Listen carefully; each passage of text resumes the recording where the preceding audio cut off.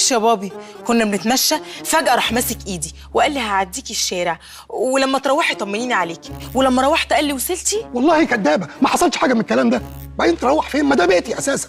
وبعدين على فكره ما مسكش ايديها خالص طول الطريق. الله يخرب بيوتكم، عيله عجيبه. الواحد كان فرحان وسعيد بالخبر، بوظتوا لي المود. المود علينا حق. وحشه جدا. وبعدين ما حدش بيقول ايه ويضحك عليه، بتشاور لنا على الضحك فين؟ وحتى لو ضحكت ايه ايه ده؟ خلل في الضحك كمان. مبسوط يا جدع، شكل الاخبار السعيده هتملى البيت على طول. يا خساره. لا انت كلام معاك مضيع على الوقت.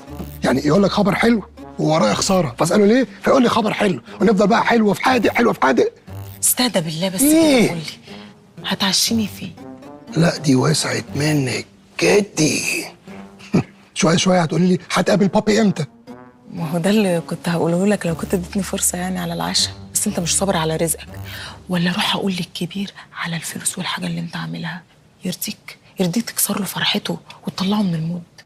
موت بغيظك. شفت؟ قفشت السكه.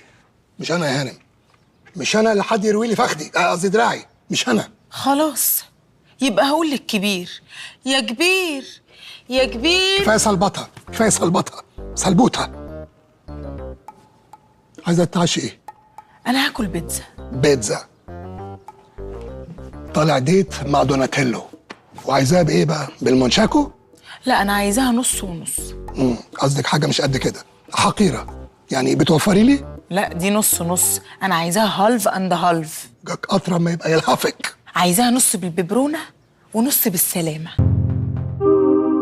اشترك في باقات واتشت الشهرية بتبدأ من 14 جنيه و99 قرش، وباقات سنوية بتبدأ من 149 جنيه و99 قرش.